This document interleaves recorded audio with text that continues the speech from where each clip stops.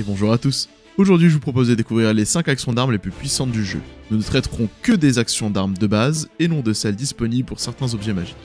Vous êtes prêts? C'est parti. Premièrement, nous allons parler de lacération. L'action lacération vous sera accessible en utilisant les armes suivantes. Hache de guerre, hachette, coutille, épée longue, hallebarde, épée à deux mains, cimeterre et faucille. Elle vous permettra, au prix d'une action simple réalisée une fois par repos court, d'infliger les dégâts tranchants de votre arme, ainsi que l'état hémorragie pendant 2 tours, et infligeant 2 points de dégâts au début du tour de l'adversaire, ainsi qu'un désavantage sur les jets de sauvegarde de constitution. Cette action vous permettra donc de faciliter les sorts que vous lancerez demandant un jet de sauvegarde de constitution à la cible, et d'infliger des dégâts en continu à chaque début de tour de la cible. De plus, infligeant les mêmes dégâts que lors d'une attaque normale, elle n'est donc qu'un bonus supplémentaire permettant d'infliger un état puissant qui est hémorragie. Attention cependant, les morts-vivants et les créatures artificielles telles que les golems sont immunisés contre l'effet de l'hémorragie. Deuxièmement, l'attaque commotionnante. L'attaque commotionnante vous sera accessible avec les armes suivantes: gourdin, fléau, gourdin à deux mains, marteau léger, masse, maillet, marteau de guerre et morgenstern. Elle vous permettra, au prix d'une action simple réalisable une fois par repos court, d'infliger les dégâts contendants de l'arme ainsi que l'état hébété pendant 2 tours, empêchant la cible de faire de réaction, lui imposant un désavantage à ses jets de sauvegarde de sagesse et lui faisant également perdre son bonus de dextérité à la CA. Cette action vous sera donc très utile pour faciliter une sortie du corps à corps en évitant une attaque d'opportunité, réduire les défenses de la cible pour permettre aux prochaines attaques de blesser plus facilement l'adversaire, faciliter les sorts que vous lancez demandant un jet de sauvegarde lié à la sagesse. De plus, infligeant les mêmes dégâts que lors d'une attaque normale, elle est donc un bonus supplémentaire permettant d'infliger l'état hébété. Troisièmement, droit au cœur. L'action droit au cœur ne sera accessible que pour les armes de type Morgenstern. Elle sera donc plus complexe à débloquer et utiliser, mais dispose d'un effet très puissant.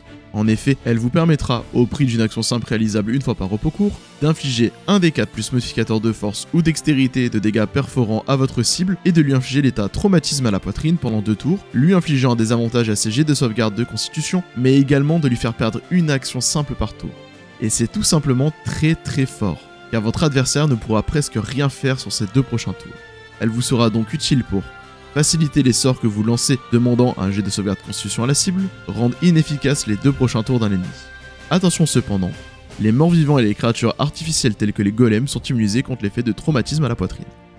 Quatrièmement, frappe de pommeau. La frappe de pommeau vous sera accessible en utilisant les types d'armes suivantes: l'épée longue, l'épée à deux mains. Elle vous permettra, au prix d'une action bonus réalisable une fois par repos court, d'infliger 1 d 4 plus modificateur de force ou dextérité de dégâts contendants à la cible, ainsi que l'état hébété pendant 2 tours, l'empêchant de prendre une réaction, lui imposant un désavantage à ses jets de sauvegarde de sagesse et lui faisant perdre son bonus de dextérité à la CA. Cette action vous sera donc très utile pour faciliter une sortie de corps à corps en évitant une attaque d'opportunité, réduire les défenses de la cible pour permettre à votre prochaine attaque de blesser plus facilement, et enfin faciliter les sorts que vous lancerez demandant un jet de sauvegarde de sagesse. Contrairement à la plupart des actions d'armes, la frappe du pommeau est une action bonus vous permettant donc d'infliger des dégâts supplémentaires pendant votre tour, ainsi qu'un état, ce qui sera très fort pour maximiser l'impact de votre personnage pendant un tour de jeu. Et enfin, frappe estropiante. Frappe estropiante vous sera accessible en utilisant les types d'armes suivantes: hache de guerre ou pique de guerre. Elle vous permettra, au prix d'une action simple réalisable une fois par repos court, d'infliger 1 d 4 plus modificateur de force ou dextérité de dégâts du type correspondant à celui de votre arme, ainsi que l'état mutilé pendant 2 tours, empêchant la cible de se déplacer et imposant d'avoir un désavantage sur ses jets de sauvegarde et de dextérité. Cette action vous sera donc très utile pour immobiliser une cible ayant que des actions de corps à corps pour l'empêcher de jouer pendant 2 tours, faciliter les sorts que vous lancez demandant un jet de sauvegarde dextérité à la cible, sachant que la plupart, voire l'ensemble des sorts de zone demandent un jet de sauvegarde de dextérité. Attention cependant, les créatures pouvant voler seront immunisées à l'état mutilé. Pour conclure, il ne faudra donc pas négliger le choix de vos armes. Certes, le premier critère doit être la plage de dégâts pouvant aller généralement hors bonus spécifique de 1 d 4 à 2 d 6. Mais l'ajout de ces actions permet de rendre encore plus intéressantes certaines catégories d'armes qui sont généralement laissées de côté.